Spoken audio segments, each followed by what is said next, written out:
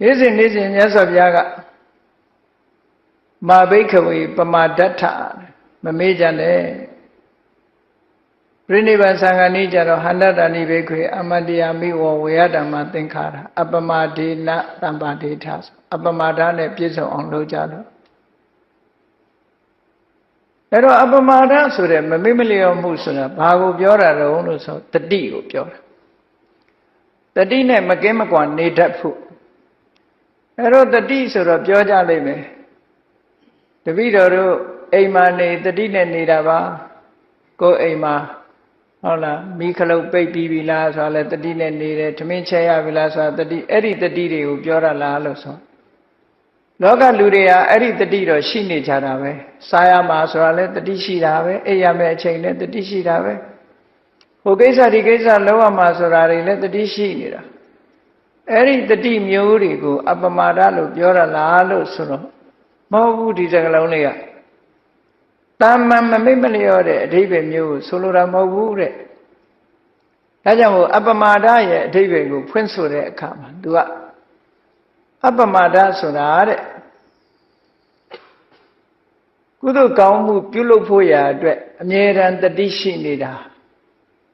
ကုသိုလ်ကောင်းမှုကိုတလေးတစားလုပ်တာစင်ဆက်မပြတ်လုပ်တာရိုးရိုးသေးသေးလေးလေးစားစားလုပ်တာဆွဲဆွဲမြဲမြဲလုပ်တာအဲ့ဒါလို့လှုပ်စေတတ်တဲ့တတိကိုသာလဲအပမာဒလို့ပြောတာတဲ့တာမန်မမေ့မလျော့တာကိုပြောတာမဟုတ်ဘူးလို့ဆိုတော့ဒီအပမာဒဆိုတဲ့တရားဟာတာမန်တတိလို့မဟုတ်ဘုန်းကြီးတို့တဏ္ဍာမှာဖြစ်ဖို့ရအမှန်တမ်းခဲရဲတယ်လို့ပြောရလူတွေကတတိကောင်းတယ်လို့ပြောပြီးမယ်လို့လိုအပ်တဲ့တတိကောင်းတာမဟုတ်ဘူးတနေ့သာကုံသွားရောကုသိုလ်စိတ်တစ်ခါမှမဖြစ်လိုက်တဲ့လူတွေအများကြီးရှိတယ်ပေါ့ကုသိုလ်ဆိုတာတတိပြုတတ်မှဖြစ်လို့ရတာဟုတ်အနုဆိုဖြစ်ဖို့ရမရှိဘူးပေါ့တတိဟာတကယ်တော့လေရှားပါပစ္စည်းလေ့ကျင့်မွေးမြူထားခြင်းမရှိဘူးဆိုလို့ရှိရင်သူ့ဘာသူပေါ်လာမဲ့သဘောမဟုတ်ဘူးပေါ့အဲ့တော့တမန်အပြင်လူတွေကတော့ပြောတာတတိနဲ့ဒီလိုပြောကြတယ်အဲ့ဒါလို့တမန်တတိတွေကိုဒီနေရာမှာမဆိုလိုပဲနဲ့အပမာဒဆိုတဲ့မမေ့မလျော့တဲ့တတိဆိုတာဆွဲဆွဲမြဲမြဲလေ့ကျင့်ထားတဲ့တတိမို့လေ့ကျင့်ရမယ့်နေရာတွေကိုလည်းမြတ်စွာဘုရားကတတိပဋ္ဌာန်တရား၄ပါးဆိုပြီးတော့ဟောကြားထားတာရှိတယ်လေကာယဆိုတဲ့အာယုံဝေဒနာဆိုတဲ့အာယုံစိတ်ဓာတ်ဆိုတဲ့အာယုံဓမ္မဆိုတဲ့အာယုံအဲ့ဒီအာယုံ၄မျိုးတည်းကမိမိတဏ္ဍာမှာလွယ်ကူရာအစဉ်ပြေရာအာယုံတစ်ခုနဲ့ကိုယ်တတိကိုလေ့ကျင့်ဖို့မြဲတမ်းစင်စစ်မပြတ်တတိရှိအောင်ကြိုးစားဖို့လေ့ကျင့်ပေးမှရတဲ့တတိမျိုးအဲဒါကြောင့်မလို့ကုသိုလ်ဖြစ်အောင်လည်းပဲတတိဆောင်ဖို့အမြဲတမ်းအရေးကြီးတာဟောဒီတတိတရားရှိမှကုသိုလ်ဆိုတာလုပ်ဖြစ်တယ်တဲ့အနုမို့ဆိုရင်ကုသိုလ်ဆိုတာမလုပ်ဖြစ်ဘူးအဲ့တော့ဒီအပမာဒဆိုတဲ့တတိတရားဟာဘာကြောင့်ကြီးကျယ်မြင့်မြတ်နေရတယ်လဲလို့ဆိုရင်ကုသိုလ်ဖြစ်တာတွေမှန်သမျှသူ့ရဲ့လှုပ်ဆောင်မှုကြောင့်ပဲအလုံးဟာကုသိုလ်ပြုဖို့ရမမေ့သည့်အတွက်ကြောင့်ကုသိုလ်လုံးမိကြတာလူတိုင်းကုသိုလ်လုံးမိတာဟာအပမာဒဆိုတဲ့တတိလေးဝင်လာတဲ့အချိန်လေးမှာလုံးမိကြတာလို့ဒါကြောင့်မို့သူ့ကိုကာရပကအပမာဒကုသိုလ်တရားကိုလှုပ်စေတတ်လို့ဒီအပမာဒဆိုတဲ့တရားကုသိုလ်တရားကိုလှုပ်စေတတ်သည့်အတွက်ကြောင့်အလုံးပေါ်မှာလွှမ်းမိုးကြီးစိုးထားတယ်လို့ဒီလိုပြောတဲ့သဘောအဲ့တော့အပမာဒနဲ့ပတ်သက်ပြီးမြတ်စွာဘုရားကဓမ္မပဒမှာဆိုရင်အပမာဒောအမတပဒံပမာဒောမစ္ဆုနောပဒံဆိုပြီးဟောတာနိဗ္ဗာန်ရခြင်းအပမာဒရှိရအပမာဒဟာနိဗ္ဗာန်ကိုရောက်စေတဲ့တရားလို့အတိလင်းဟောထားတယ်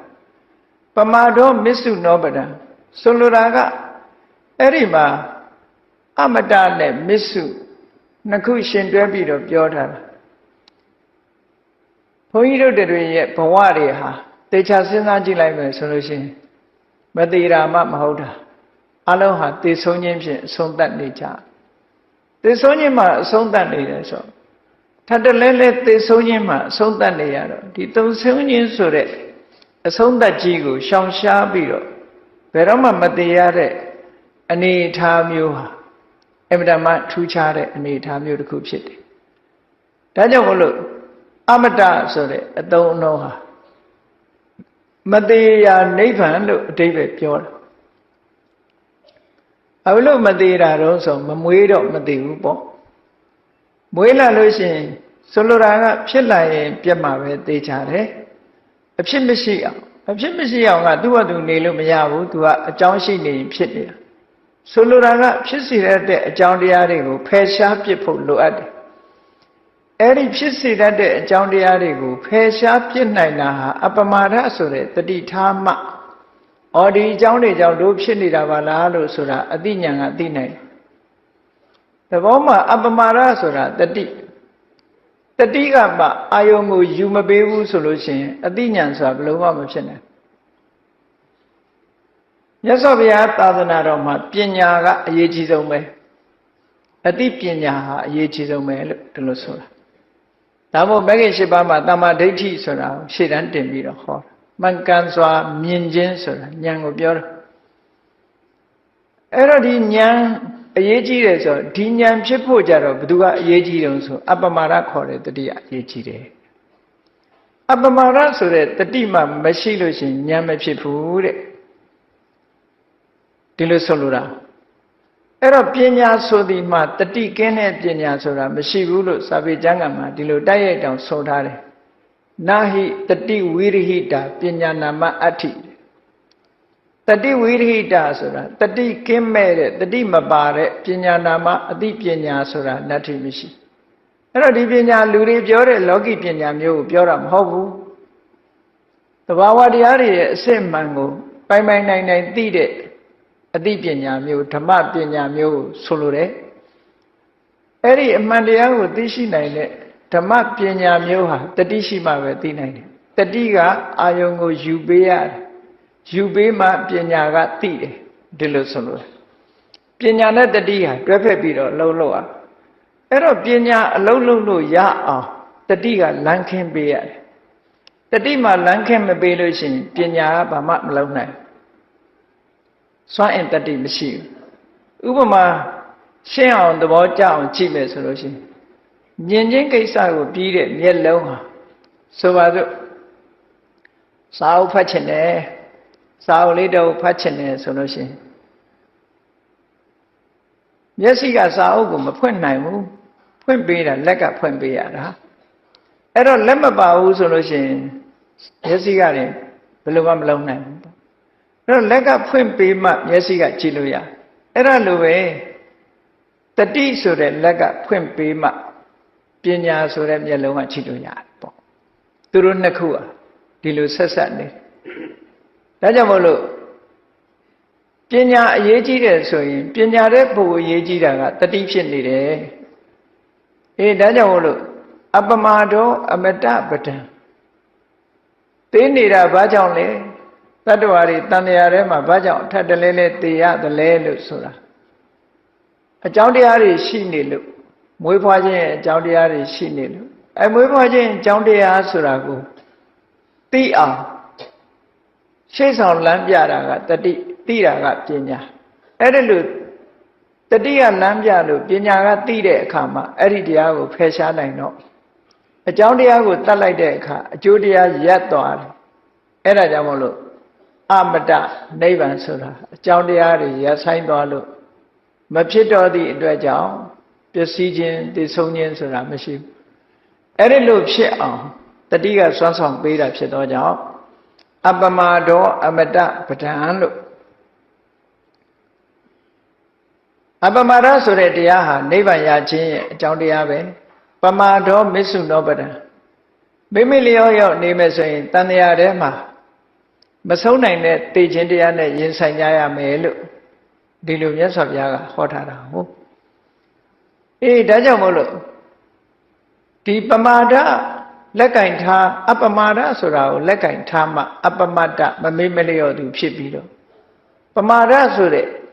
တတိကင်းပေါ့မေ့လျော့နေတဲ့ပုဂ္ဂိုလ်တွေတန်တရားထဲမှာရှိကြပြီးတော့တန်တရားထဲမှာတဝဲလဲလဲနဲ့ဒုက္ခရောက်ကြရတယ်အထက်ကရာဆရာကြီးက မေးလျောသူဆိုတာနဲ့ပတ်သက်ပြီးဘယ်လိုထိအောင်ပြောထားတော့ဆိုရင်ပမတ္တတသနာမသတ္ထာရောအပါယာတကခေဟသရိတာသူပြောလိုက်တဲ့စကားပမတ္တတမေးလျောတဲ့ပုဂ္ဂိုလ်အဖို့သတ္တရောအပါယာငရဲတိရိစ္ဆာန်ပြိတ္တာအတူရကယ်လို့ဆိုတဲ့အပယ်လေးပုံတို့ဟာတကခေဟသရိတာကိုယ်အိမ်နဲ့အလားတူချတယ်လို့ဒီလိုဆိုတာဒါလည်းစဉ်းစားစရာအလွန်ကောင်းတဲ့စကားတစ်ခုပဲအပယ်လေးပုံဟာမေးလျောသူအတွက်တော့သူ့အိမ်လိုပဲလို့ဒီလိုပြောတဲ့အဓိပ္ပာယ်ကဘာတော့ဆိုလို့ရှိရင်လူတွေကကိုယ့်အိမ်မှာကိုယ်နေတာများတယ်လေဘလောက်ခရီးသွားအချိန်တန်အိမ်ပြန်လာတာရှိပဲပေါ့အဲ့ဒါလိုပဲမေးလျောနေတဲ့ပုဂ္ဂိုလ်ဟာတဏှာထဲမှာခရီးသွားနေတဲ့အချိန်မှာအချိန်တန်ရင်ပြန်ရောက်လာတဲ့နေရာဟာမေးလျောမယ်ဆိုရင်ပြန်ရောက်လာတဲ့နေရာဒီအပယ်လေးပုံသာဖြစ်တယ်ငရဲဘုံခဏခဏရောက်တယ်တရိစ္ဆာန်ဘုံခဏခဏရောက်တယ်ပြိတ္တာဘုံခဏခဏရောက်တယ်ဟောအတူတကယ်ဘုံခဏခဏရောက်တယ်တော့မေးလျောနေတဲ့ပုဂ္ဂိုလ်တွေဟာဒီဘုံကနေပြီးတော့အဝေးခွာသွားနိုင်ခြင်းဟာမစွမ်းနိုင်ကြဒါဖြင့်ဘာဖြစ်လို့မေးလျောသူဟာအပယ်လေးပုံနဲ့မကွဲမကွာဖြစ်နေရတယ်လေလို့ဆိုတော့မေးလျောတယ်ဆိုကြတဲ့ကသူကကုသိုလ်မှမလုပ်တော့တာမေးလျောတယ်ဆိုတာကုသိုလ်ဘက်ကမေ့ထားတာကိုပြောတာပေါ့အဲ့တော့လောကမှာဘုန်းကြီးတို့တွေရဲ့တဏ္ဍာမှာကုသိုလ်နဲ့အကုသိုလ်ဒီနှမျိုးပဲရှိတယ်ကုသိုလ်နဲ့အကုသိုလ်ဒီနှမျိုးဟာသဘာဝအားဖြင့်လူတွေရဲ့တဏ္ဍာမှာအကြောင်းကြောင့်ဖြစ်လာကြတဲ့သဘာဝတရားနှစ်ခုကုသိုလ်တွေကဘာကြောင့်ဖြစ်တာတုံးဆိုယောနိသောမနတိကာရလို့ဆိုတဲ့မြင်တဲ့အာယုံကြားတဲ့အာယုံစတဲ့အာယုံတွေပေါ်မှာ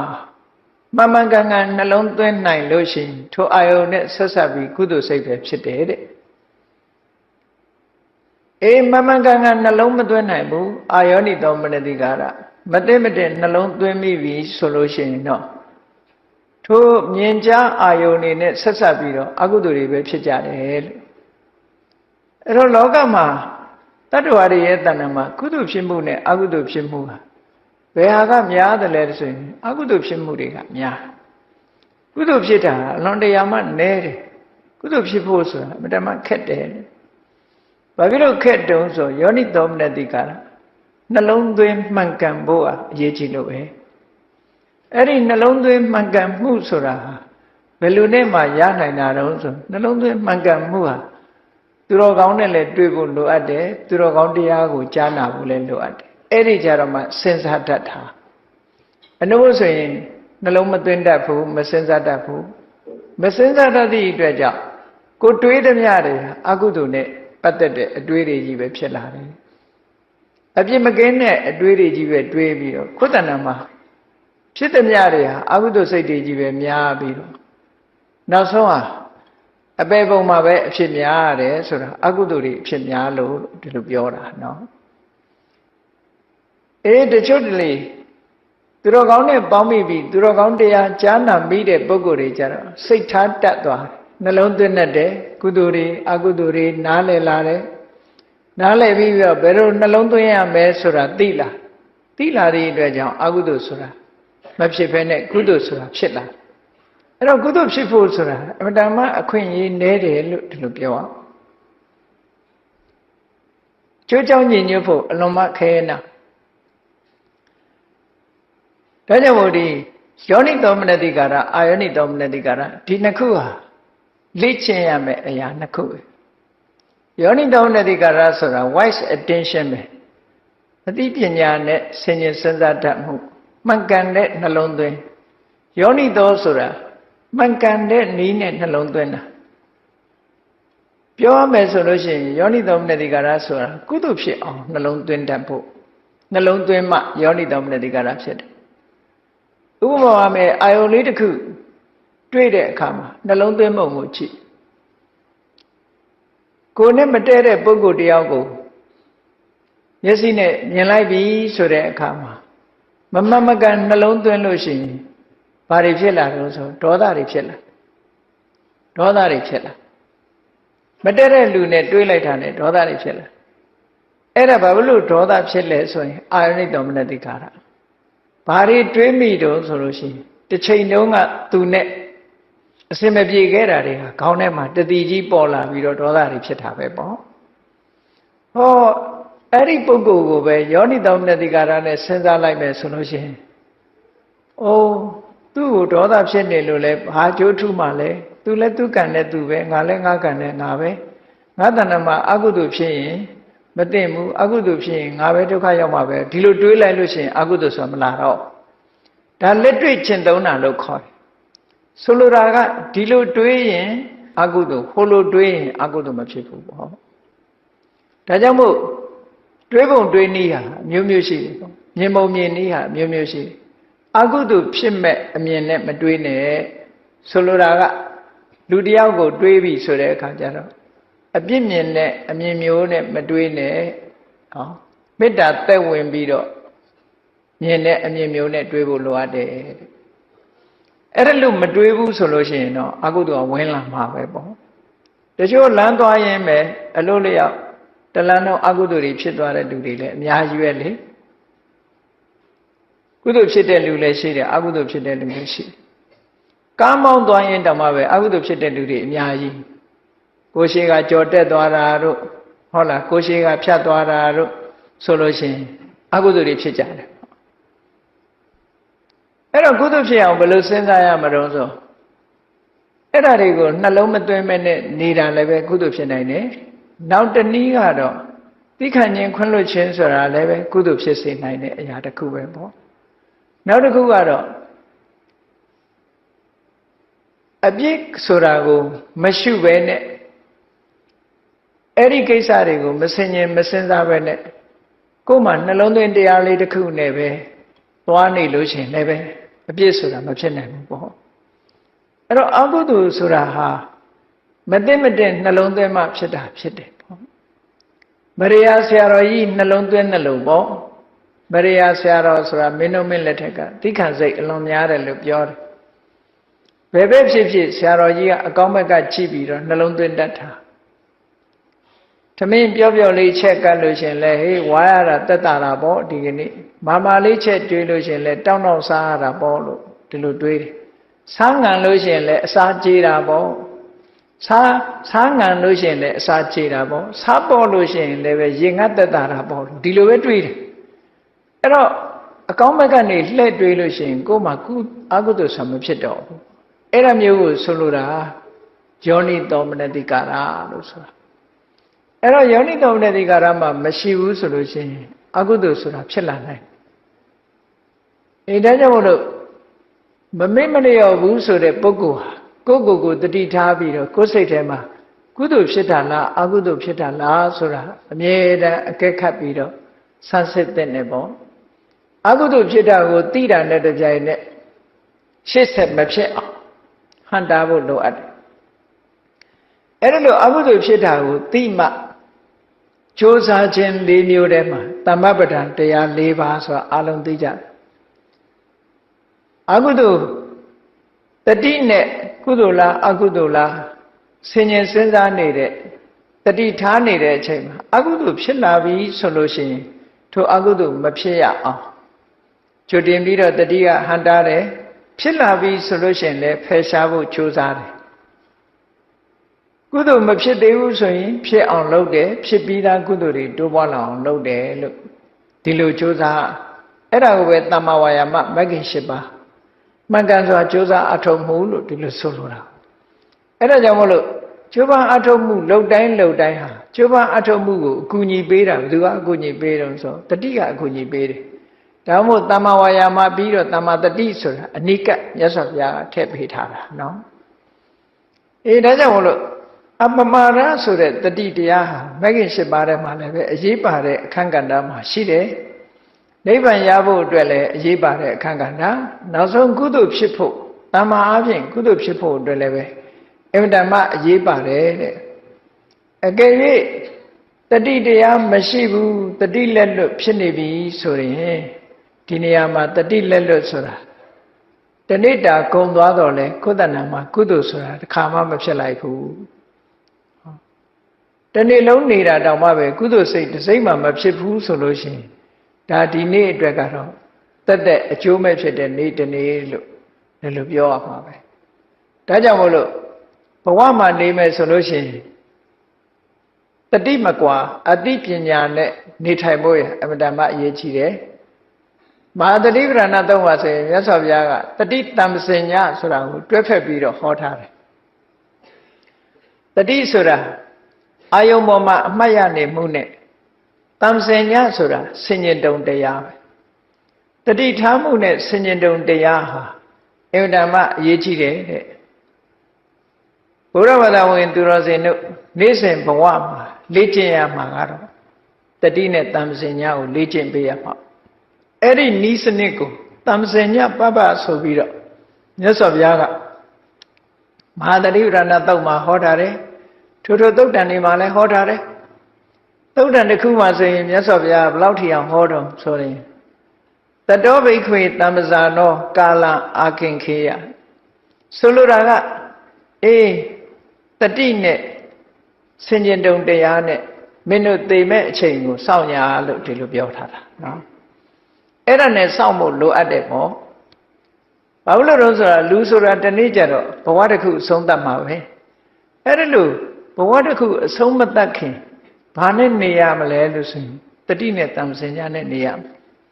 အဲ့လိုတတိနဲ့မှမနေနိုင်ဘူးတတိတမ္ပစဉ္ညလက်လွတ်နေတယ်ဆိုရင်ဒါမေးလျော့သူလို့ခေါ်တာပဲအဲ့ဒါကြောင့်မလို့မေးလျော့သူမဖြစ်ရလေအောင်ဘုန်းကြီးတို့တွေဟာတတိတမ္ပစဉ္ညကိုလေ့ကျင့်ရမယ်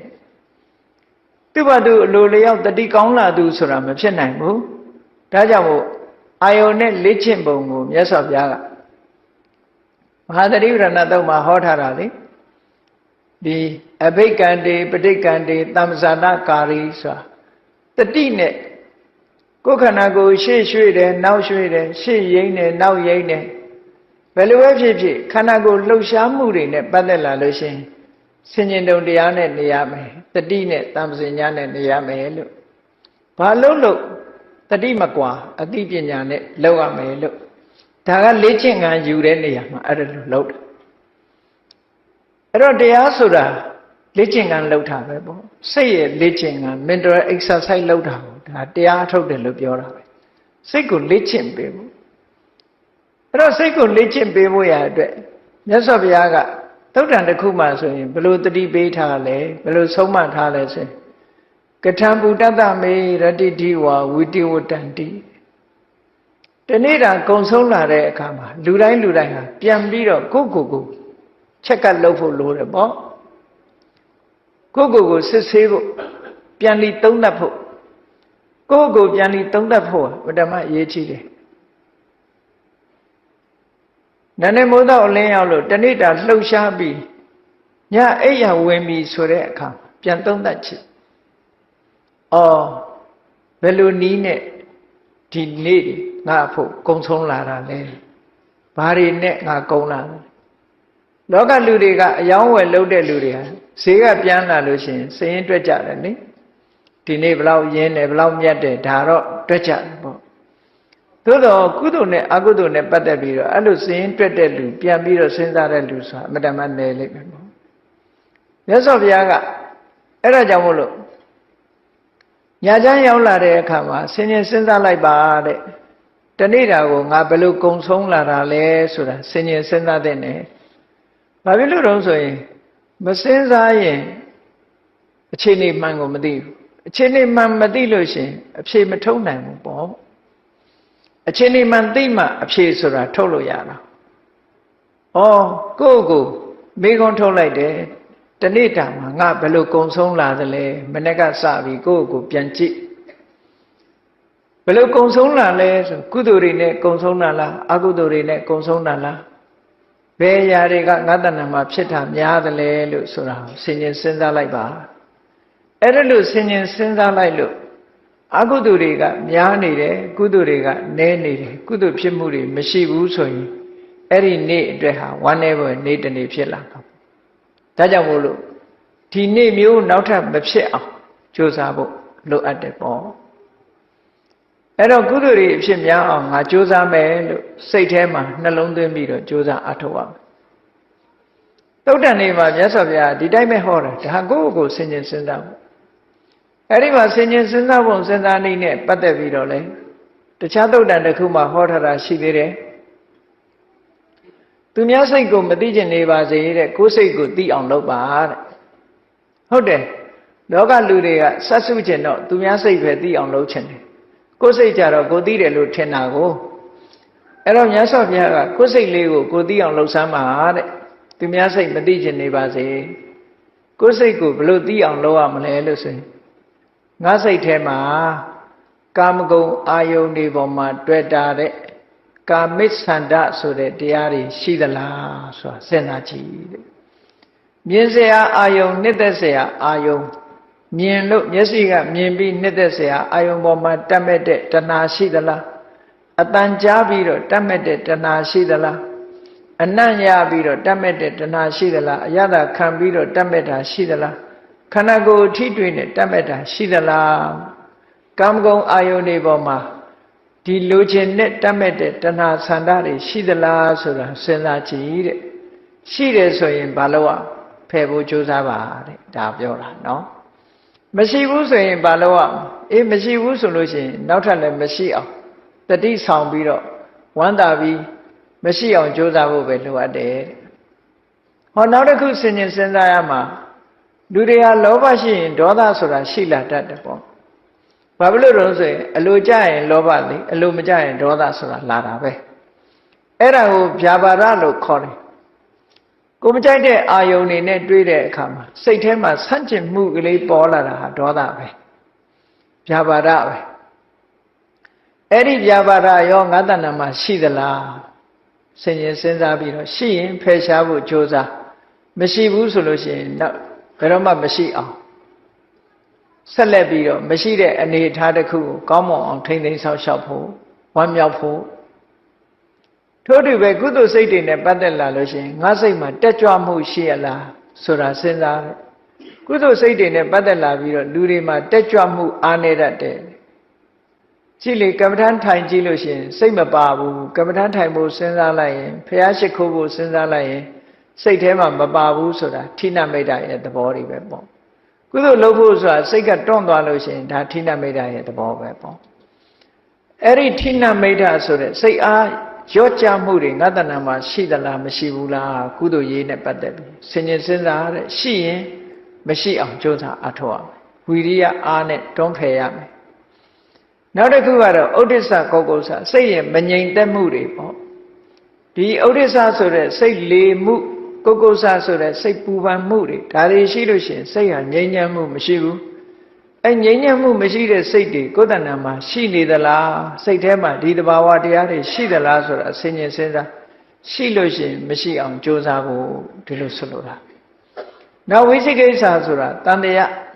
ဖရာတရားတန်ခါအကျင့်သိက္ခာတွေနဲ့ပတ်သက်လာတဲ့တရားဓမ္မနဲ့ပတ်သက်လာပြီးတော့ကိုယ်တဏ္ဍာမှာတွေးတောကြည့်လိုက်တဲ့အခါယုံမတန်တရားတွေရှိသလားမဆုံးဖြတ်နိုင်တဲ့ယုံမတန်တရားတွေရှိသလားတွေးဝေပြီးတော့နေတာတွေများရှိသလားလို့ဆင်ញင်စဉ်းစားကြည့်ရှိတယ်ဆိုရင်မရှိအောင်ကြိုးစားတရားတွေဟာသူ့ဟာနဲ့သူအဖြေရှိတယ်အဲ့ဒီအဖြေတွေအတိုင်းလိုက်နာကျင့်သုံးဖို့လိုအပ်တယ်ဒါဖြင့်ဝိသိကိစ္စကိုဘယ်လိုဖြေရမှာတော့ဆိုဝိသိကိစ္စပြောက်အောင်တရားနာရတယ်အမှန်ကန်သိအောင်ကြိုးစားရတယ်အသိပညာတွေစီးပူးအားထုတ်ရတယ်ဒါဝိသိကိစ္စပြောက်အကြောင်းတရားနဲ့ပတ်သက်ပြီးဝိသိကိစ္စတွေတန်တရားတွေများလို့ရှိရင်ပရိစ္ဆေသမုပ္ပါဒ်ကိုဆင်ញင်စဉ်းစားလေ့လာခြင်းအားဖြင့်မှန်ကန်တဲ့အကြောင်းတရားတွေကိုသိရှိလာနိုင်တယ်ပေါ့အကြောင်းတရားတွေကိုမှန်မှန်ကန်ကန်သိလာရင်တန်တရားဆိုတာမရှိတော့ဘူးပေါ့ဒီလိုဆိုလိုတာဖရာတရားတန်ခါနဲ့ပတ်သက်ပြီးတန်တရားရှိလာလို့ရှိရင်ဖရာတရားတန်ခါနဲ့ပတ်သက်တဲ့လေးနဲ့တဲ့သဘာဝတရားတွေကိုဆင်ញင်စဉ်းစားဖို့အဲ့ဒီအသိပညာရှိလာတာနဲ့တပြိုင်နက်တန်တရားဆိုတာပျောက်ကင်းသွားနိုင်တယ်အဲ့ဒီလိုဥဒိစ္စကောကုဆဆိုတဲ့စိတ်ပူပန်မှုတွေရှိလာရင်ဘာနဲ့ငြိမ်းရမလဲဆိုရင်အာယုန်တစ်ခုတည်းပေါ်မှာစိတ်ကလေးကိုငြိမ်အောင်ထားတဲ့တမာတိစွမ်းအားတွေကိုယ်တဏ္ဍာမှာမြင့်လာအောင်လုပ်ပေးဖို့လိုအပ်တာပေါ့အဲ့ဒီလိုလှုပ်ခြင်းအပြင်စိတ်တည်ငြိမ်မှုတွေကိုရရှိလာဌိနမိတ်ဓာတွေဆိုတာကြတော့ဝီရိယစွမ်းအားတွေကိုယ်တဏ္ဍာမှာမြင့်ပေးဖို့လိုတယ်တဲ့ ကာမိသန္တာဆိုတာကြတော့အတုပဘာဝနာတို့မမြဲတဲ့သဘောတရားတွေတို့ဆင်ញင်စဉ်းစားပေးခြင်းဖြင့်ကာမဂုဏ်အာယုန်စိတ်တွေကိုလျှော့ချလို့ရတယ်ပေါ့အဲ့ဒါလို့သူ့အဖြေလေးတွေနဲ့သူလှုပ်သွားနိုင်မယ်ဆိုလို့ရှိရင်ဒါကိုယ့်ရဲ့ဘဝတာတနေ့တာအတွက်အခြေအနေတစ်ခုကိုသုံးသပ်ဆင်ញင်ပြီးတော့ကိုယ့်ကိုယ်အဖြေထုတ်သွားမယ်ဆိုလို့ရှိရင်အဖြေမှန်တွေကိုသိပြီးတော့ကိုလုံးရမယ့်လုပ်ငန်းကိုလည်းရှင်းရှင်းကြီးမြင်သွားနိုင်တယ်ဒါကြောင့်မို့တတိတံစင်ညာကိုလေ့ကျင့်ပါလို့မမေ့မလျော့သူဆိုရင်ဒီတတိဟာအမှန်တမ်းအရေးကြီးလို့မြတ်စွာဘုရားသခင်ကိုရောမြတ်ကမဂ္ဂင်၈ပါးထဲမှာတမ္မာတတိထိုတမ္မာတတိကိုချဲ့ပြီးတော့ဆောင်ရွက်ဖွယ်အာယုံ၄မျိုးနဲ့တတိပဋ္ဌာန်တရား၄ပါးဆိုပြီးတော့ဟောကြားပြီးလေ့ကျင့်ခန်းယူဖို့အတွက်မြတ်စွာဘုရားကအသေးစိတ်ဟောကြားခဲ့တာအဲ့ဒီအတိုင်းလေ့ကျင့်လိုက်မယ်ဆိုရင်တတိကောင်းသူအဖြစ်ကိုရရှိလာအဲ့တော့မေးလျော့သူနဲ့မမေးလျော့သူဆိုတဲ့စံတတ်မှတ်ချက်တွေကအဆင့်ဆင့်ရှိတယ်လို့ဒီလိုအောင်းမေးရမှတ်ရမေးလျော့သူဆိုတာအခြေခံအဆင့်နဲ့ပြောရမယ်မေးလျော့သူဆိုတာဘယ်လိုပုဂ္ဂိုလ်မျိုးတော့လို့ဆိုရင်ဘဝတစ်ခုရလာတယ်လူဘဝရလာပြီးတော့နေ့စဉ်နဲ့အမျှစာဝတ်နေရေးကိစ္စတွေကိုသာလုံးပန်းတယ်စာဝတ်နေရေးကိစ္စလုံးပန်းတဲ့အခါမှာတရားတဲ့ဤဖြစ်စေမတရားတဲ့ဤဖြစ်စေဤမျိုးစုံအသုံးချပြီးတော့စာဝတ်နေရေးပြည့်စုံမှုလုပ်ပြီးကုသိုလ်အကုသိုလ်ဒါတွေကိုမစင်စားပဲနဲ့ဒုစရိုက်လည်းလှုပ်ထားပဲကြုံသလိုလှုပ်ပြီးတော့ကုသိုလ်အကုသိုလ်လုံးဝမစင်စားပဲနဲ့စာဝတ်နေရေးကိုလုပ်နေတဲ့ပုဂ္ဂိုလ်ဟာဒါနံပါတ်1အခြေခံအဖြစ်မေးလျော့နေတဲ့ပုဂ္ဂိုလ်ဒုစရိုက်လုပ်ငန်းတွေနဲ့ပဲတနေ့တာအချိန်ကုန်သွားရင်ဒါလုံးဝမေးလျော့တဲ့ပုဂ္ဂိုလ်ပဲအဲ့ဒါလို့လုံးဝနေလျော့နေတဲ့ပုဂ္ဂိုလ်ဟာပမတ္တသသနာမစတ္တရောအပါယတကခေဟတရိတာလို့ဆိုတဲ့အတိုင်းသူ့ရဲ့အလားအလာဟာသူသွားရမယ့်နေရာဟာအပယ်လေးပုံသာဖြစ်တော့မှာပဲဒါကြောင့်မို့လို့ဒီပမတ္တဆိုတဲ့မေးလျော့သူအခြေခံအဆင့်ဟာအဆိုးဆုံးအဆင့်ပဲလို့ဒီလိုပြောရမှာဖြစ်တယ်ကဲနောက်ဒီတဲ့အဆင့်မြင့်လာတဲ့အခါကျတော့ကြည့်ဒုစရိုက်တွေနဲ့တော့အသက်မမွေးဘူးကုသိုလ်ကောင်းမှုယမယံခါလှုပ်တယ်ကုသိုလ်ကိုယမယံခါတတိရတယ်လှုပ်တဲ့အခါလှုပ်တယ်မလှုပ်တဲ့အခါမလှုပ်ဘူးပေါ့အဲ့ဒါလိုနေတဲ့ပုဂ္ဂိုလ်မျိုးကလည်းရှိသေးတယ်အဲ့ဒါလိုနေတဲ့ပုဂ္ဂိုလ်မျိုးဟာတာမန်အားဖြင့်ဒါနကုသိုလ်လေးသာလုပ်တယ်သီလဆိုတာမစောင့်တည်ဘူးဒါနကုသိုလ်လေးတော့ယမယံခါလုပ်တယ်ဆိုတဲ့ပုဂ္ဂိုလ်အထက်သီလရှုထောင့်ကနေကြည့်မယ်ဆိုရင်သူ့ကိုမေးလျော့သူလို့ပဲခေါ်သေးတယ်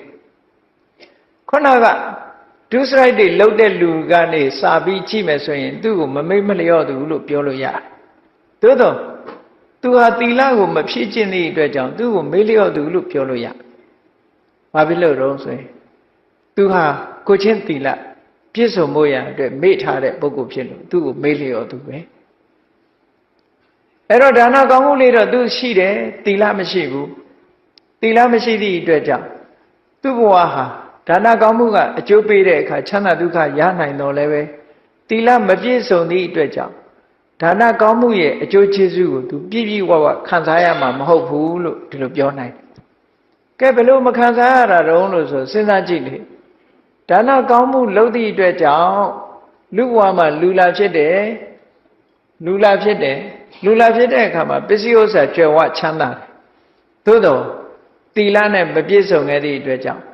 ရတဲ့ပစ္စည်းဥစ္စာလည်းခဏခဏပြတ်တယ်လူကလည်းကျမ်းမာရေးမကောင်းဘူးအသက်တူတယ်ယောဂများတယ်ဆိုဘယ်အချိန်သွားခံစားမလဲနော်သီလမလုံတဲ့ပုဂ္ဂိုလ်ရဲ့ရရှိလာတဲ့စိတ်စိမ်ဥစ္စာဟာဘာမှအတိတ်ပဲမရှိတော့ဘူးတဲ့အဲကြောင့်မို့မြတ်စွာဘုရားကဒီသီလလုံမှလူတွေဟာကျမ်းမာမှုတို့ပစ္စည်းဥစ္စာခိုင်မာမှုတို့ဆိုတာဖြစ်တာပေါ့သီလမလုံဘူးဆိုလို့ရှိရင်ဒါတွေမရအောင်မရသည့်အတွက်ကြောင့်သူ့ရဲ့ချမ်းသာကြွယ်ဝမှုဟာသူ့အတွက်အသုံးမဝင်တယ်လို့ဖြစ်တတ်တယ်ပေါ့ပစ္စည်းဥစ္စာတော့ပေါ်ပါရဲ့ယောဂတွေကထူပြောနေတယ်ငယ်ငယ်ရွယ်နဲ့သေတယ်အသက်တူတယ်ဟောသီလမရှိဘူးဆိုဒါမှသက်ရှိတဲ့ပုဂ္ဂိုလ်တွေကြလူတွေကပြောတယ်နော်သီလကောင်းလိုက်တာနဲ့ကြည့်အေးဒါကြောင့်မို့လို့ တစ်ဖက်ကကြည့်မယ်ဆိုရင်ဒါနတော့လုပ်ဖို့ရသည့်အတွက်ကြောင့်သူ့ကိုမမေ့မလျော့သူလို့ပြောနိုင်တော့လေသီလကိုမေ့ထားသည့်အတွက်ကြောင့်သူ့ကိုအထက်ကနေကြည့်ရင်တော့မေ့လျော့သူလို့ပဲပြောရအောင်မယ်အစင်းစင်ပြောသွားတဲ့သဘောဒါဖြင့်ကောင်းပြီဒါနလည်းလုပ်တယ်သီလလည်းလုပ်တယ်နှစ်ခုစလုံးကုသိုလ်ကောင်းမှုတွေလုပ်တယ်ကုသိုလ်ကောင်းမှုတွေလုပ်သည့်အတွက်ကြောင့်အခြေခံအားဖြင့်သူကမမေ့မလျော့သူလို့ခေါ်နိုင်တော်လည်းပဲဘာဝနာဆိုတဲ့ကုသိုလ်ကောင်းမှုကိုလုံးဝမလုပ်ဖဲနေသည့်အတွက်ကြောင့်သူ့ကိုမေ့လျော့သူလို့တစ်ခါခေါ်ပြန်တယ်အဲ့တော့မေးလျော့သူလို့အခေါ်ခံရမဲ့အတိုင်းအတာတွေကဘယ်ထိအောင်သွားနိုင်တော့ဆိုလို့ရှိရင်ယဟန္တာဖြစ်သည့်အထိပဲယဟန္တာဖြစ်သွားမှမေးလျော့သူအဖြစ်ကလွတ်မယ်တဲ့ယဟန္တာမဖြစ်သေးသမျှတော့မကြိုးစားဘူးဆိုရင်မေးလျော့သူပဲရောက်ဒီလိုဆိုလိုတာဒါကြောင့်မို့မြတ်စွာဘုရားကဒီယဟန်တော်တွေဆိုလို့ရှိရင်သောတပန်ဖြစ်ပြီးရင်သဂရကံဖြစ်အောင်သဂရကံဖြစ်ပြီးရင်အနာဂံဖြစ်အောင်အနာဂံဖြစ်ပြီးရင်ယန္တာဖြစ်အောင်ကြိုးစားမကြိုးစားဘူးဆိုလို့ရှိရင်မေးလျော့သူလို့သတ်မှတ်တယ်အဲ့တော့အပမဒလို့ဆိုတဲ့တရားရဲ့ပြည့်ပြည့်စုံစုံဟာဘယ်ကြမှာပြည့်ပြည့်စုံတော့ဆိုရင်ကိလေသာတွေအလုံးကုန်သွားတဲ့ယန္တာဖြစ်တဲ့အခါကျတော့မှအပမဒရဲ့ဘဝပြည့်စုံတယ်လို့ဒီလိုဆိုလို့ရတယ်နော်အဲ့ဒါကြောင့်မို့မမေ့မလျော့သူဆိုတာဟာယဟန္တာဖြစ်မှဒီနာမည်အပြည့်အဝရနိုင်တယ်။ကြံတဲ့အချိန်ကျတော့ရှုထောင့်တစ်ခုဒီ aspect ပေါ့လေရှုထောင့်တစ်ခုအနေနဲ့ကသာလေသူကမမေ့မလျော့သူလို့ခေါ်လို့ရတယ်။သို့မဟုတ်ရင်တော့ဘယ်ပုဂ္ဂိုလ်ပဲဖြစ်ဖြစ်မေ့လျော့သူလို့ဒီလိုပြောရ။ဥပမာမဲ့သောတာပန်ဖြစ်တယ်။သောတာပန်ဖြစ်ပြီးတဲ့နောက်မှာတရားဓမ္မကိုနှလုံးမသွင်းမဲ့နဲ့နေရင်မြတ်စွာဘုရားကမေ့လျော့သူလို့ပဲခေါ်ပြန်တယ်။သဂရကံဖြစ်တယ်အနာဂံဖြစ်ဖို့မကြိုးစားဘူးဆိုရင်မေ့လျော့သူလို့ပဲခေါ်တယ်။ယန္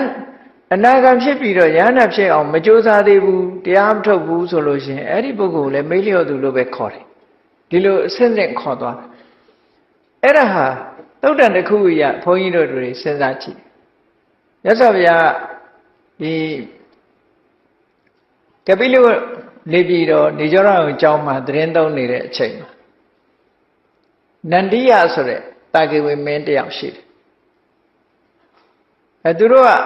တရားဘက်ကနေစိတ်ဝင်စားကြတယ်နန္ဒီယတို့မဟာနာမတို့ဂေါရတို့ဆိုတာမြတ်စွာဘုရားလက်ထက်ကဒီဘုရားကျောင်းတော်လမ်းလာပြီးတော့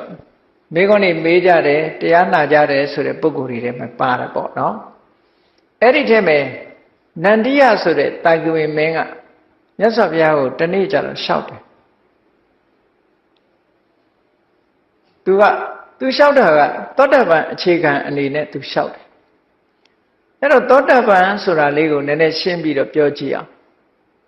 သောတာပန္နဆိုတဲ့စကားလုံးလေးရဲ့အဓိပ္ပာယ်အခုခေတ်မှာသောတာပန်နဲ့တော်တော်ပြောကြတယ်ပေါ့အဲ့တော့သောတာပန်ဆိုတာဘယ်လိုပုဂ္ဂိုလ်သောတာပန်ခေါ်တာလဲသောတာပန္နဆိုတဲ့အဓိပ္ပာယ်ကသောတာအပန္နလို့ပုတ်ပြစကလုံးဆိုတာအမြဲတမ်းတိတိကျကျဖော်ပြထားတာသောတာဆိုတာဘာကိုပြောတာလဲလို့ဆိုရင်မဂ္ဂင်၈ပါးကိုသောတာလို့ပြောတာသောတာဆိုတာဒီနေရာမှာနားကိုပြောတာလည်းမဟုတ်ဘူး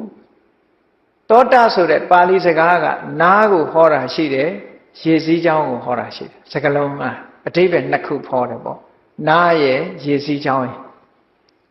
ဒါမို့ဟိုသတင်းကြေညာတဲ့အခါကျတော့နာသောတာဆင်ញပါဆိုတာအဲ့ဒါနာကိုပြောတာနော်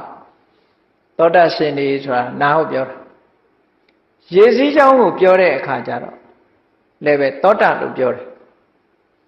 အဲ့တော့ဒီနေရာမှာသောတာဟာရေစည်းချောင်းကိုရည်ညွှန်းတယ်ရေစည်းချောင်းဆိုတာတင်စားထားတဲ့စကားတစ်ခုပဲ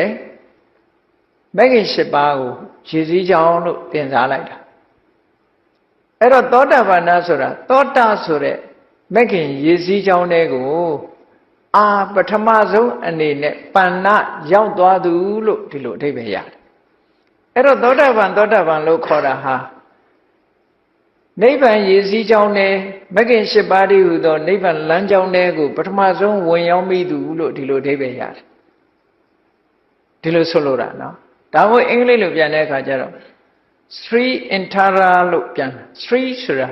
ရေစည်းချောင်းပဲတချို့ကတော့ Sri Winna လို့ပြန်တာလည်းရှိတယ်ဒါပါဠိနဲ့ကိုက်အောင်ပြန်မယ်ဆိုရင်Sri Intara ပထမဆုံးနိဗ္ဗာန်လမ်းကြောင်းနဲ့ရောက်သွားတာလမ်းကြောင်းနဲ့ဝင်သွားပြီ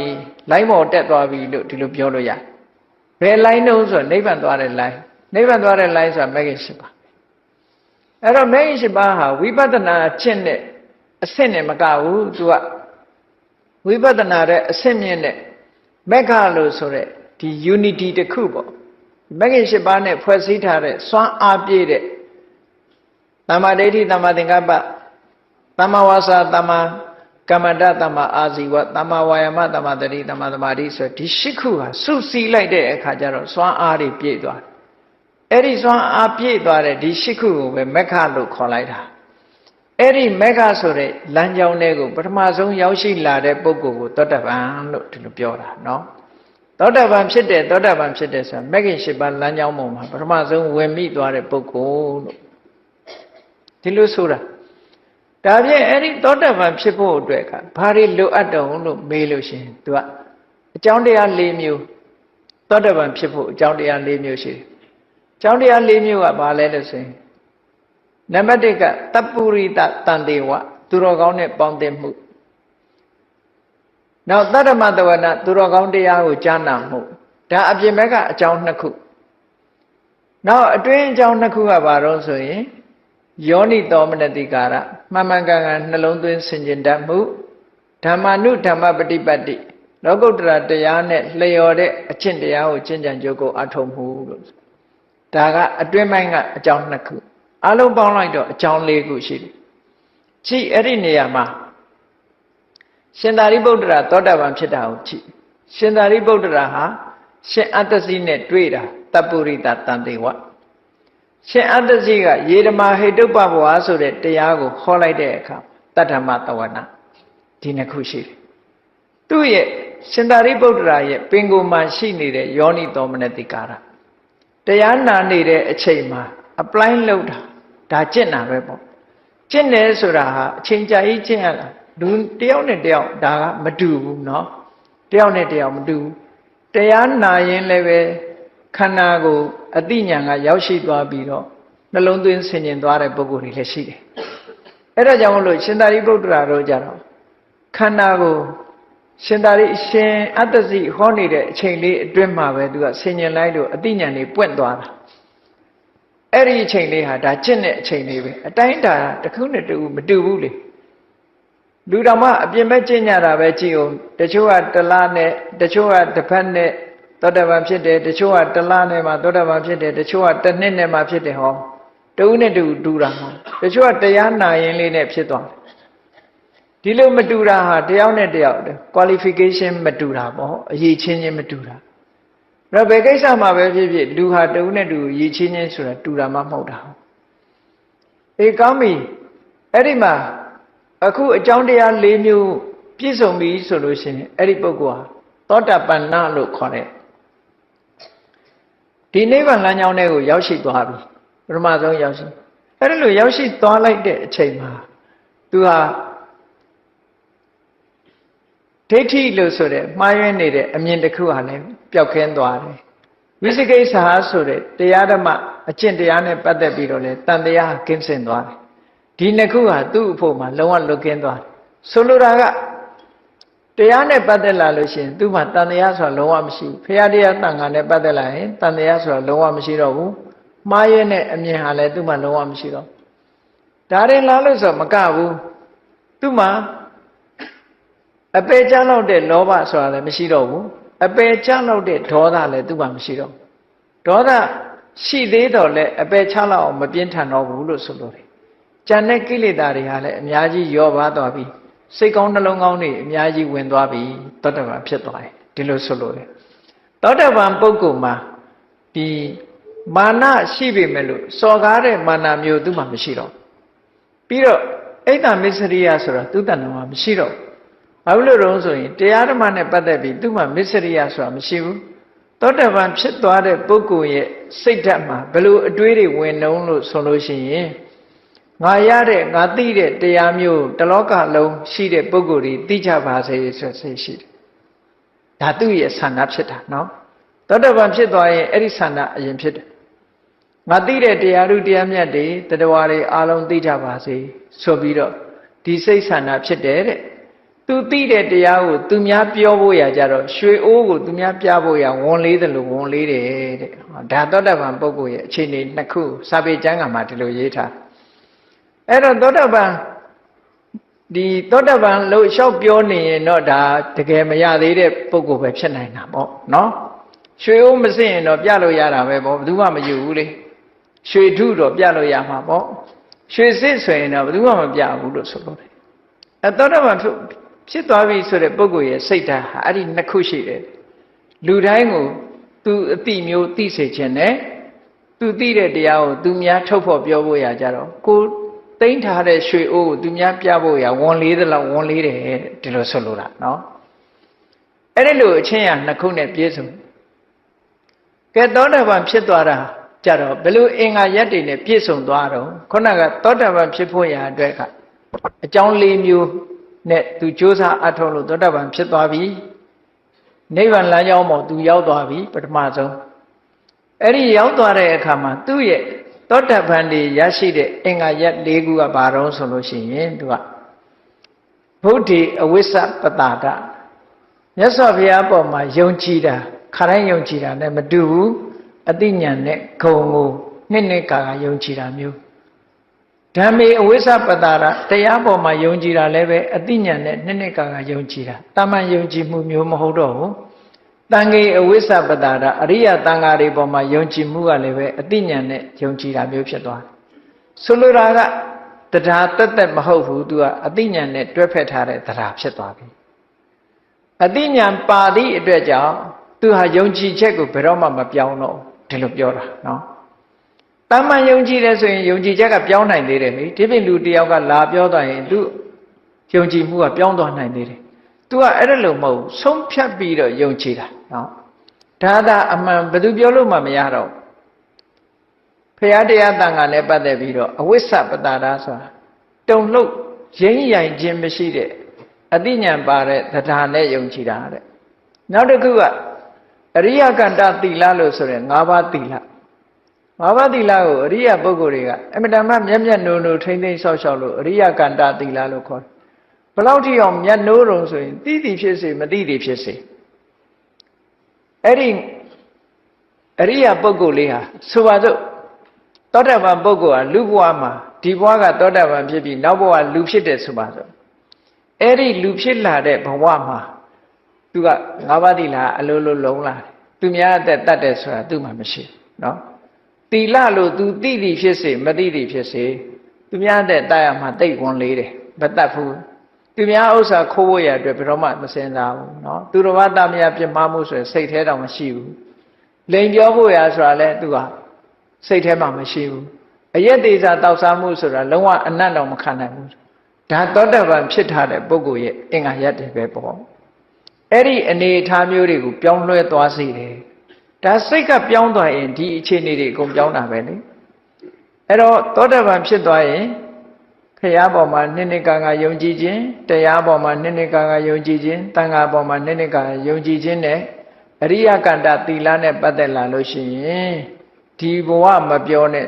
ဘယ်ဘဝမှမချိုးဖောက်တော့ဘူးတဲ့သိသည်ဖြစ်စေမသိသည်ဖြစ်စေသူကအဲ့ဒါလောက်ထိအောင်မြဲသွားပြီလို့ဒီလိုပြောတယ်အဲ့ဒီ၄ချက်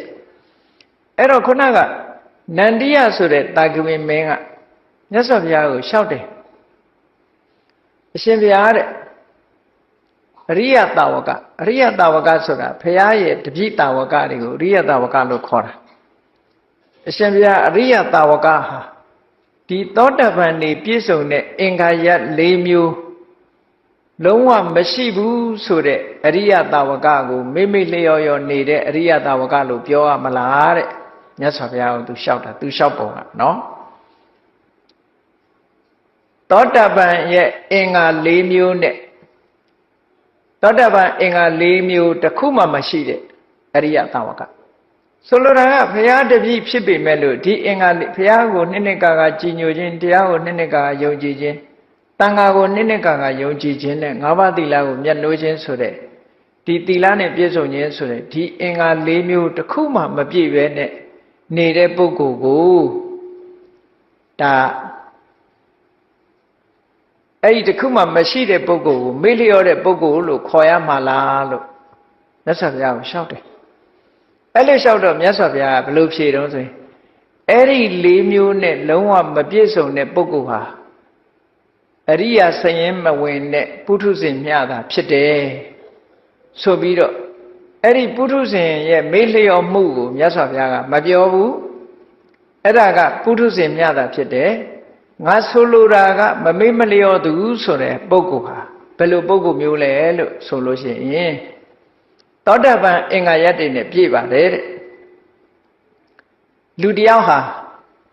သောတာပန်အင်္ဂါရပ်၄မျိုးနဲ့ပြည့်စုံတယ်ဖရာကိုလည်းနှစ်နှစ်ကာကာကြီးညိုတယ်တရားကိုလည်းနှစ်နှစ်ကာကာကြီးညိုတယ်တန်ခါကိုလည်းနှစ်နှစ်ကာကာကြီးညိုတယ်အရိယကန္တသီလနဲ့လည်းပြည့်စုံတယ်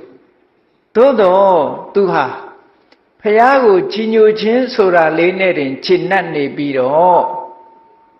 တနေ့တာမှလည်းကမ္မထံဘာဝနာနှလုံးသွင်းခြင်းမရှိဘူးတဲ့ညအခါမှလည်းပဲနှလုံးသွင်းခြင်းမရှိဘူးဆိုရင်အဲ့ဒီပုဂ္ဂိုလ်ကမေ့လျော့သူလို့ပြောတာနော်ဆိုလိုတာကသောတာပန်ဖြစ်ပြီးရင်လည်းပဲတရားနှလုံးသွင်းရမယ်လို့ပြောတာမြတ်စွာဘုရားအေးတချို့ကသောတာပန်ဖြစ်ပြီးရင်ဘာမှလုပ်เสียမလိုဘူးလို့ထင်ကောင်းထင်တယ်အဲ့ဒါကြောင့်မလို့ရှင်သာရိပုတ္တရာကတခါတော့ကရှင်ဂုတ္တိကရဲ့အမေးကိုဖြေတာထမရှင်သာရိပုတ္တရာကအမေးတစ်ခုဖြေတဲ့အခါမှာဟိုကမေးတယ်အရှင်ဘုရားတဲ့ပုရုဇဉ်ပုဂ္ဂိုလ်တုတ္တရှိတဲ့ပုရုဇဉ်ပုဂ္ဂိုလ်သို့မဟုတ်သီလရှိတဲ့ပုရုဇဉ်ပုဂ္ဂိုလ်ဟာဘာလို့ရ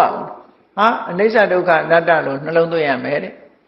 ဒါဖြင့်သောတာပန်ဖြစ်ရင်ရောဘာလို့ရအနိစ္စဒုက္ခအနတ္တနှလုံးသွင်းရမှာပဲတဲ့တဂရကံဖြစ်ရင်ရောဆိုတဂရကံဖြစ်လည်းအနိစ္စဒုက္ခအနတ္တနှလုံးသွင်းရမှာပဲတဲ့အနာဂံဖြစ်ရင်ရောအနာဂံဖြစ်ရင်လည်းအနိစ္စဒုက္ခအနတ္တနှလုံးသွင်းရမယ်ယဟန္တာဖြစ်ရင်ရောယဟန္တာဖြစ်ရင်လည်းအနိစ္စဒုက္ခအနတ္တနှလုံးသွင်းရမယ်လို့ဒီလိုဖြေခဲ့တာရှိအဲ့ဒီတော့မေးတဲ့ကိုတော့ရှင်ဘုရားယဟန္တာဆိုတာဘာမှလုပ်เสียမလိုတော့ဘူးမဟုတ်လားလို့ဆိုတော့အေးတဲ့ယဟန္တာပုဂ္ဂိုလ်လည်းအနိစ္စဒုက္ခအနတ္တဆိုတာနှလုံးသွင်းဆင်ញင်မှုမပြုဘူးဆိုလို့ရှိရင်သင်္ခါရတရားတွေနဲ့သူစိတ်ဟာငြိမ်းချမ်းမှုမရနိုင်ဘူးတဲ့ဒီလိုဆိုလိုတာเนาะအဲ့တော့သောတာပန်ပုဂ္ဂိုလ်ဖြစ်ပါပြီတဲ့ဆိုပါစို့သောတာပန်ပုဂ္ဂိုလ်ဖြစ်ပြီးတော့ဗုဒ္ဓေအဝိဇ္ဇပတာရလို့ဆိုတဲ့မြတ်စွာဘုရားပေါ်မှာကြည်ညိုမှုတရားတရားလေးနဲ့ကျင့်납ပြီးတော့နေတယ်တဲ့အဲ့ဒါလို့ကျင့်납ပြီးတော့နေပြီးတော့ရှေ့ဆက်ပြီးတော့တရားမထုတ်ဘူးတဲ့နေ့အခါမှာဆိုလို့ရှိရင်လေကာမဂုဏ်အာယုန်တွေကလွတ်လပ်တဲ့တမာတိစွမ်းအားမျိုးသူမလုပ်ဘူးတဲ့နော်ညအခါမှာဆိုလဲဝိပဿနာကျင့်စဉ်နဲ့ဒီအာယုန်တွေကတိမ့်ချုပ်ပြီးတော့အာယုန်တစ်ခုတည်းပေါ်မှာနေတဲ့ဘာဝနာကျင့်စဉ်တစ်ခုကိုမကျင့်ဆိုလိုတာကအေရီသောတာပန်တော့ဖြစ်တယ်သောတာပန်အင်္ဂါတွေနဲ့ပြည့်စုံတယ်အဲ့ဒါလေးနဲ့တင်ခြေနှက်ပြီးတော့နေ့လေသမထလုပ်ငန်းမလုပ်ဘူးညလေဝိပဿနာလုပ်ငန်းမလုပ်ဘူးဆိုလို့ရှိရင်တဲ့ဘာဖြစ်လဲလို့ဆိုလို့ရှိရင်အဲ့ဒါလို့မေ့မေ့လျော့လျော့ဒီသမထကျင့်စဉ်ဝိပဿနာကျင့်စဉ်မှာမကျင့်ဘူးဆိုရင်ဘာဖြစ်လဲလို့ဆိုရင်ပါမောဇ္ဇဆိုတဲ့တရားနဲ့ပတ်သက်တဲ့ဝမ်းမြောက်မှုသူမှမဖြစ်ဘူးတဲ့နော်ဒါကကျင့်မှဖြစ်တာတမာတိဆိုတာဝင်စားမှဖြစ်တယ်သောတာပန်ဖြစ်သွားပြီမဲ့လို့နိဗ္ဗာန်ကိုအမြဲတမ်းကြီးမြင်နေတာမှမဟုတ်တာနော်ယဟန္တာဖြစ်သွားရင်လည်းနိဗ္ဗာန်ကိုအမြဲတမ်းမြင်နေတာမဟုတ်ဘူး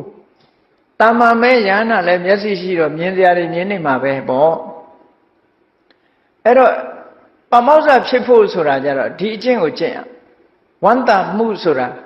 သူ့မှာမဖြစ်လာဘူးတဲ့ဝန္တာမှုမှမဖြစ်ဘူးဆိုရင်ပီတိဆိုတာသူ့အောင်ဖြစ်ဘူးတဲ့ပီတိမှမဖြစ်ဘူးဆိုလို့ရှိရင်ကိုယ်စိတ်ငြိမ်းချမ်းမှုပတ္တတိသူ့မှာမဖြစ်ဘူးတဲ့ပတ္တတိမဖြစ်ဘူးဆိုရင်သူဟာဒုက္ခနဲ့နေရတာပဲတဲ့ပတ္တတိဆိုတဲ့ငြိမ်းချမ်းမှုမရှိဘူးဆိုရင်သူ့ကိုယ်အနေထားဟာဆင်းရဲတဲ့အနေထားတစ်ခုပဲတဲ့အဲ့ဒီဆင်းရဲနေတတ်တဲ့ပုဂ္ဂိုလ်ဟာ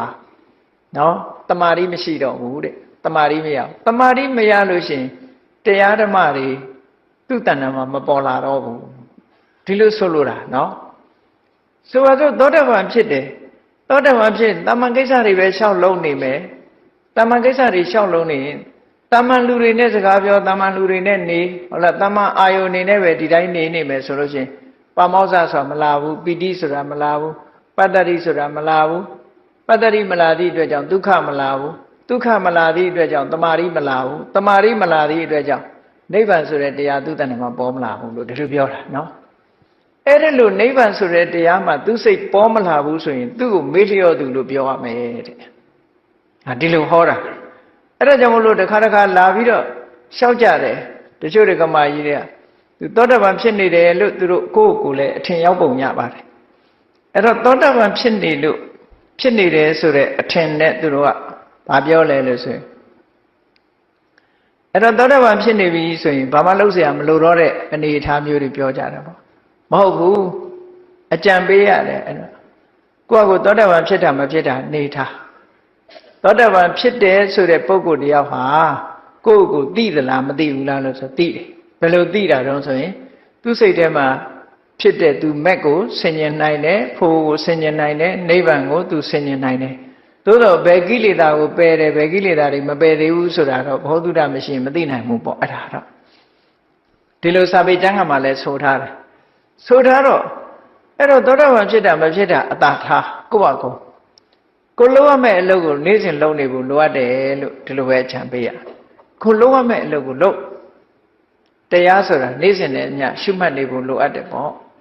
အခုဒီသုတ္တံမှာကြည့်မြတ်စွာဘုရားဒီသောတာပန်ဖြစ်ပြီးတမာတိလေးရပြီဆိုတာလေးနဲ့ခြေတတ်မနေနဲ့တဲ့ခြေတတ်မနေပဲနဲ့လှုပ်တဲ့လှုပ်ထိုက်တာကိုပုံမှန်ကြိုးစားပြီးတော့သမထကျင့်စဉ်ဝိပဿနာကျင့်စဉ်သမထဆိုတာလည်းကျင့်ရတာပဲဝိပဿနာဆိုတာလည်းကျင့်ရတာတချို့ကသမထဆိုတာကိုကြောက်เสียလို့ထင်တဲ့ပုဂ္ဂိုလ်ဟာရှိသေးတယ်မဟုတ်ဘူးသမထဆိုတာလည်းကျင့်ရတယ်သမထကျင့်ပြီးတော့ဝိပဿနာပဲကုတာဘုရားရှင်သာရိပုတ္တရာတို့ရှင်မမောက္ကလန်တို့ဘုရားယဟန္တာတွေဟာဇန်နေဝင်စားနေတယ်ဆိုတာသမထစွမ်းအားနဲ့သွားတာလေသမထကျင့်ပြီးတော့သမထစွမ်းအားနဲ့ဒိဋ္ဌဓမ္မဒုက္ခဝိဟာရချမ်းသာဒုက္ခခံစားကြတာအဲ့ဒါလို့မှမနေဘူးဆိုလို့ရှိရင်ကာမဂုဏ်အာယုန်တွေကတမ္မာအာယုန်တွေနဲ့စိတ်ဟာလောဘမဖြစ်ပေမဲ့ဒေါသမဖြစ်ပေမဲ့မောဟဆိုတဲ့ကိလေသာတွေမဖြစ်ပေမဲ့တမ္မာအာယုန်တွေထဲမှာနေတဲ့စိတ်ဟာငြိမ်းချမ်းတဲ့စိတ်မဖြစ်နိုင်ဘူးတဲ့ဒါကြောင့်မို့လို့မြတ်စွာဘုရားကဒီသုတ္တံမှာဒီသောတာပန်ဖြစ်ခဲ့အောင်တော့ဆိုလိုတာကသောတာပန်ဖြစ်အောင်မြတ်စွာဘုရားပေါ်မှာနိစ္စကာကယုံကြည်မှုတရားပေါ်မှာနိစ္စကာကယုံကြည်မှုသံဃာပေါ်မှာနိစ္စကာကယုံကြည်မှုအရိယသူတော်စင်တွေမျက်မျက်နှိုးနှိုးစောင့်တဲ့၅ပါးသီလနဲ့ပြည့်စုံမှုဆိုတာဒါလေးနဲ့တည်းကျင့်납ပြီးတော့သမထဝိပဿနာဘာဝနာလုပ်ငန်းတွေကိုနေ့နေ့ညညမကျင့်မဲနေပြီဆိုလို့ရှိရင်တဲ့ဘာဖြစ်လဲအဲ့ဒီပုဂ္ဂိုလ်မှာပါမောဇ္ဇမဖြစ်ဘူးတဲ့ပါမောဇ္ဇမဖြစ်သည့်အတွက်ကြောင့်ပီတိဆိုတဲ့နှစ်သက်မှုမဖြစ်ဘူးပီတိမဖြစ်သည့်အတွက်ကြောင့်ဒုက္ခဆိုတာမဖြစ်ဘူးပီတိမဖြစ်သည့်အတွက်ကြောင့်ပတ္တတိဆိုတဲ့ငြိမ်းချမ်းမှုမဖြစ်ဘူးပတ္တတိငြိမ်းချမ်းမှုမဖြစ်သည့်အတွက်ကြောင့်သူ့ရဲ့အနေအထိုင်ဟာဆင်းရဲတဲ့အနေအထိုင်တစ်ခုဖြစ်တယ်ဆင်းရဲနေသည့်အတွက်ကြောင့်စိတ်ဟာတမာတိမရဘူးတမာတိမရသည့်အတွက်ကြောင့်မြတ်စွာဘုရားဟောကြားတဲ့တကယ်ကိုမွန်မြတ်လာတဲ့ဘောဓိပက္ခိယတရားတွေသူ့တဏ္ဍာမှာထင်ပေါ်လာခြင်းမရှိဘူးတဲ့အဲ့ဒါလို့တရားဓမ္မတွေသူ့တဏ္ဍာသူ့ဉာဏ်ထဲမှာထင်မလာခြင်းသာဟာမေ့လျော့တဲ့ပုဂ္ဂိုလ်ဖြစ်လို့ထင်မလာတာဖြစ်တယ်လို့မြတ်စွာဘုရားဒီလိုဟောတယ်အဲ့ဒါကြောင့်မလို့ဘုန်းကြီးတို့တွေဟာမေ့လျော့သူဆိုတဲ့နေရာမှာအဆင့်ဆင့်မှတ်သားကြရမှာဖြစ်တယ်တကယ်ကိုအခြေခံကမေ့လျော့သူဆိုတဲ့ပုဂ္ဂိုလ်ကြတော့အပင်ငရဲမှာဒုက္ခရောက်နိုင်တယ်ပေါ့အဲ့ဒီကနေပြီးတော့ဒီတစ်ဆင့်ပြီးတစ်ဆင့်ကုသိုလ်ကောင်းမှုတွေကိုတိုးတက်ပြီးတော့ကြိုးစားသွားမှလှုပ်တဲ့လှုပ်ထိုက်တဲ့ကုသိုလ်တွေဟာကုသိုလ်ဆိုတာဘယ်ကြမှာအဆုံးသတ်တယ်လဲဆိုရင်ရတ္တမက်ဆိုတဲ့ကုသိုလ်ရမှာအဆုံးသတ်တာဖြစ်တယ်အဲ့ဒီမရောက်ခင်ဘုန်းကြီးတို့တွေဟာအဲ့ဒီမရောက်ဖဲနဲ့ရပ်တန့်ပြီးတော့နေမယ်ဆိုရင်တော့မေ့လျော့သူဆိုတဲ့ပုဂ္ဂိုလ်စင်းနဲ့ရောက်သွားမှာပဲပေါ့ဒါကြောင့်မို့မြတ်စွာဘုရားဆွလို့တဲ့မမေ့မလျော့သူမေ့လျော့သူဆိုတဲ့ပုဂ္ဂိုလ်စင်းရဲကလွတ်အောင်မမေ့မလျော့သူဖြစ်အောင်ဘုန်းကြီးတို့တွေနေ့စဉ်နဲ့အမျှရထားတဲ့ကိုရနေတဲ့တာမန်ကုသိုလ်လေးနဲ့တင်ခြေနှက်မနေပဲနဲ့ရှေ့ဆက်ပြီးတော့ကုသိုလ်တွေတိုးတဲ့တိုးလာအောင်ကြိုးစားအားထုတ်ကြရမှာဖြစ်တယ်လို့